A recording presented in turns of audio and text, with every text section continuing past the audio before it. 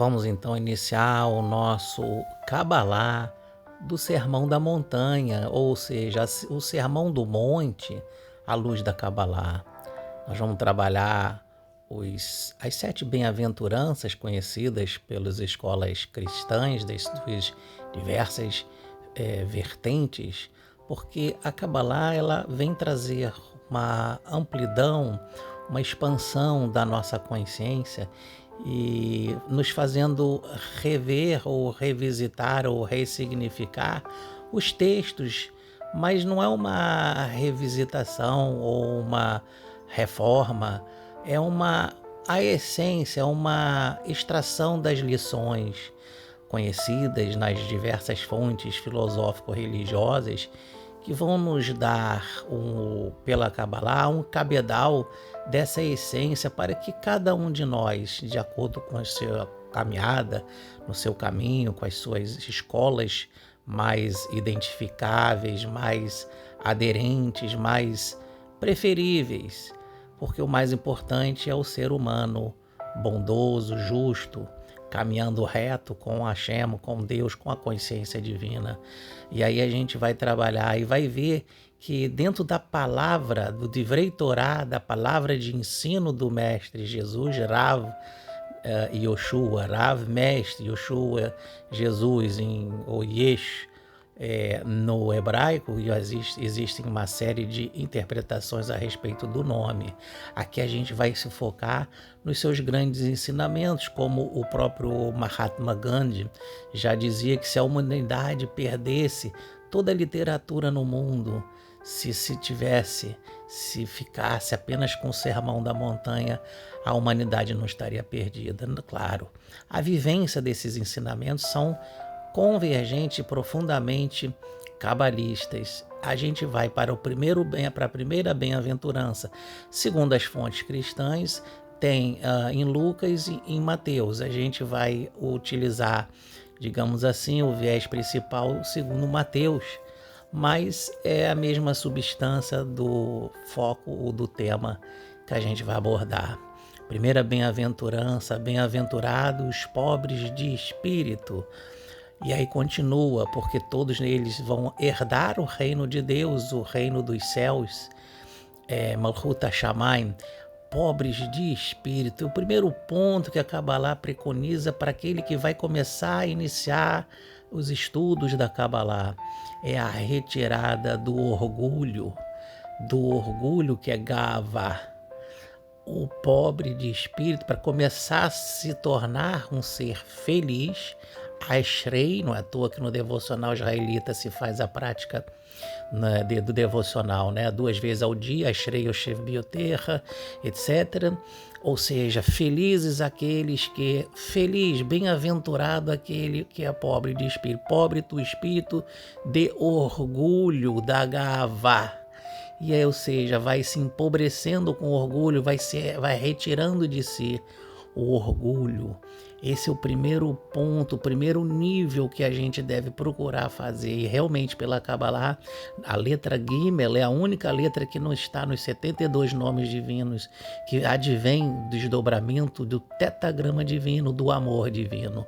Não é possível a gente amar e ainda tendo em nós nem que seja um filetinho de orgulho, Aquele orgulho que nos envaidece, que nos ensoberba. Nada disso funciona, e a gente sim não vai estar em reino algum, reino divino, reino dos céus, e Malchut HaShamayim. Temos agora a segunda bem-aventurança, bem-aventurados os que choram, que estão aflitos, porque serão consolados. Vamos começar com a própria palavra consolados, Menachem. A aflição, o choro, todo o Teilim, todos os salmos são de certa forma Teilim, que é cânticos, é um canto para a consciência divina pela Cabalá, para que quando a gente se conecta com essa consciência, para que quando a gente está em situações aflitivas, quando a gente sente a dor do próximo, que no fundo que está por trás desse código do segunda bem-aventurança, É porque a gente se torna um bem-aventurado, um feliz, quando a gente percebe a dor alheia, quando a gente sofre com o sofrimento alheio. Sofre no sentido de não ficarmos paralisados, de ficarmos no negativo e no destrutivo, na eliminação, ao contrário, nos movimenta para auxílio. E aí a gente consola e será consolado, porque ao agirmos a gente auxilia no tratamento, na retificação do outro que vai auxiliando, vai sendo auxiliado, no fundo, por ele próprio, mas então aí a gente vê um cenário de modificação, um cenário de retificação, de consolo. A palavra Menachem é um dos nomes da consciência crística na linguagem grega, é um dos nomes de Mashiach, é uma das letras, inclusive, que está no Talmud, na tradição oral e na Kabbalah. Então, existem vários códigos. Bem-aventurados os que sofrem, os que choram, os que estão aflitos, que serão consolados. Tem uma série de aspectos codificados cabalísticos nessa segunda bem-aventurança. Vamos observando que ao retirarmos do orgulho interior, nós vamos expurgando, vamos alijando esse orgulho da primeira bem-aventurança. E nessa segunda bem-aventurança nós já vamos trabalhar o aspecto da relação da gente com a dor e o sofrimento, nosso e alheio. E agora na terceira bem-aventurança, bem-aventurado os mansos e pacíficos, porque herdarão a terra. E aqui o código fundamental cabalístico, a começar pela própria palavra terra. Terra é Malhut. Malhut, tudo morre. A gente, ao transformar com o nosso Shalom, que vem depois com a parte relacionada ao manso e pacífico, que é a consciência de Tiferet. Quando a gente ativa a consciência de Tiferet, que é a consciência de Shalom, da integração das polaridades, da superação dos obstáculos, da vitória sobre o antagonismo, o antagônico, as antíteses, é a formação da síntese. E aí a gente transcende a polaridade, a dicotomia, as dificuldades, as complexidades que se auto-excluem, ou seja, que a gente vai precisar entrar num campo do binário, esse ou aquele, certo e errado, e aí a gente sendo manso, ativando a mansidão, a paz interior, uma consciência serena, harmônica, em equilíbrio, certamente que Malhut vai ser transformada, o reino físico de Malhut na árvore da vida vai estar integrado, entrelaçado com a dimensão da espiritualidade correlacionada à qualidade da mansidão, do Shalom, da paz. E agora a quarta bem-aventurança. Bem-aventurados que têm sede e fome da justiça, porque serão supridos ou saciados. Na verdade, aí a gente está subindo na árvore da vida, como a gente falou, as bem-aventuranças são uma espécie de elevação da consciência na árvore da vida, na ótica cabalista. A gente agora, saindo de Tiferet, vai para Gevurah, a consciência da disciplina, a consciência da justiça divina. Quando a gente se eleva mais ainda e a gente busca esse reino, a gente é saciado, porque é uma justiça de alto nível compensatório, misericordioso, que por trás da palavra Gevurah tem 3 vezes Hesed. Ela embute, tem todo aí um código relacionado, porque quando a gente vê, a gente atinge a bem-aventurança, a paz, tudo que a gente já falou, naturalmente que a injustiça nos movimenta para que aquilo não ocorra, ou que se tiver ocorrido, a gente compense, supre uma injustiça, né? Fazendo uma espécie de célula réplica da célula divina, da célula que faz parte da consciência divina, porque nós somos pequenos no olhar humano e grandes no olhar de espírito, sem a soberba, sem o orgulho, que é a primeira bem-aventurança que a gente trabalhou falando. a bem-aventurança relacionada à bondade ilimitada que é colocado no Evangelho misericórdia, os misericordiosos, bem-aventurados estes, porque receberão a própria misericórdia. Outras traduções colocam como alcançarão a misericórdia, e na Cabalá a gente fala em ativação, e é exatamente isso. Alcançar, conquistar é o exercício dessa questão, dessa prática que no nosso cotidiano a gente já vai fazendo e podendo.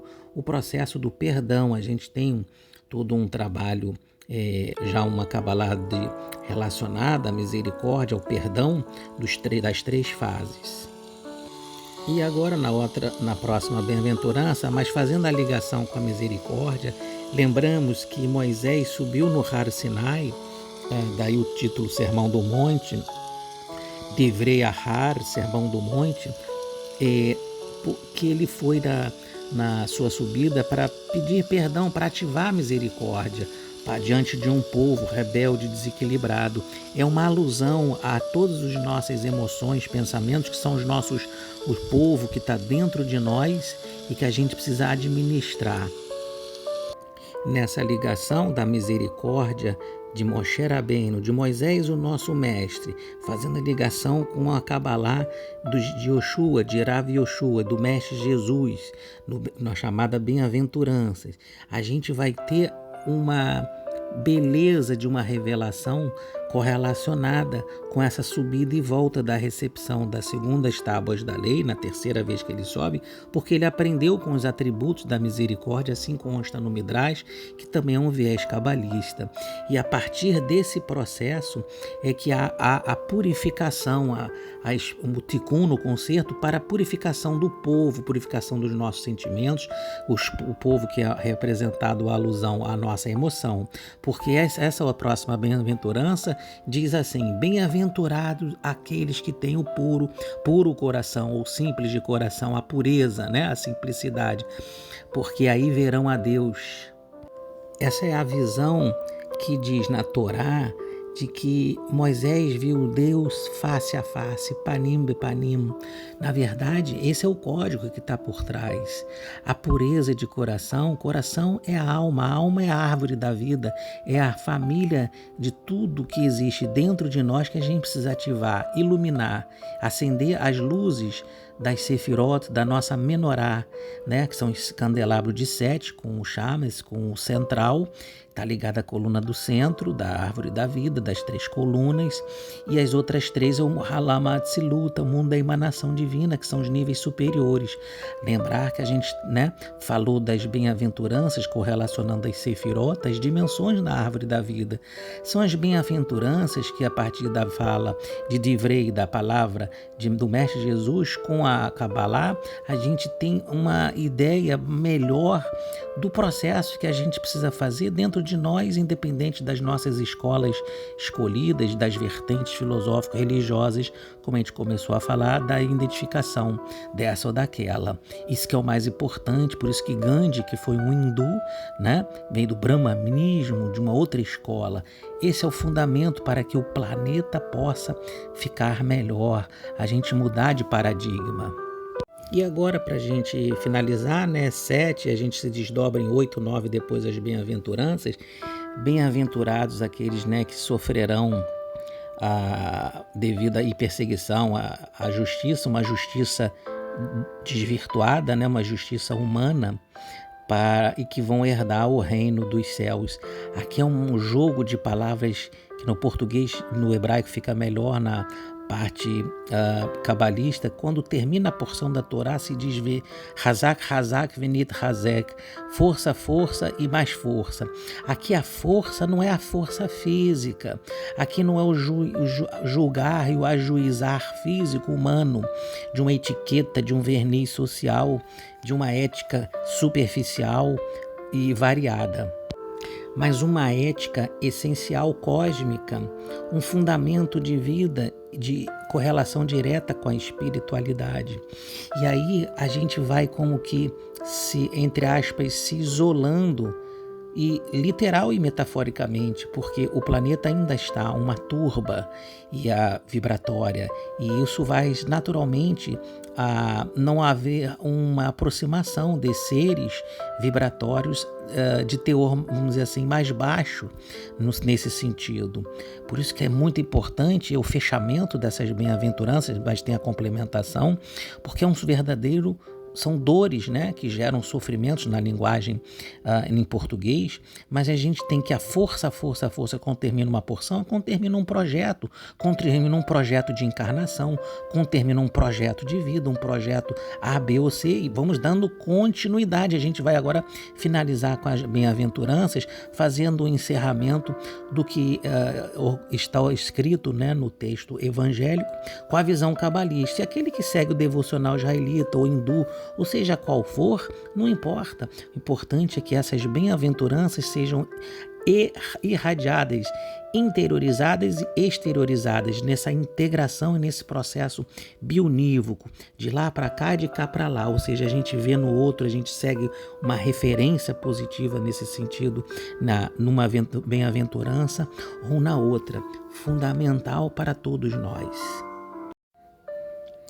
E a complementação da bem-aventurança, que fica correlacionada na vertente cristã, a figura de Jesus, na vertente ou na ótica cabalista, é a ideia da consciência crística, na vertente espiritualista, na vertente universalista, quando na figura do Mestre Jesus, a ativação da consciência crística.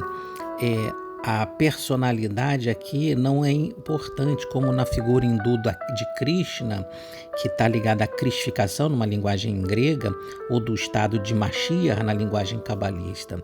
Essa é a ideia. Por minha causa é a causa da consciência crística, quando há uma verdadeira separação na linguagem evangélica do joio e do trigo, que é a separação dos tzadikim, dos rechaim, dos justos com relação aos perversos, segundo todo o Tanar.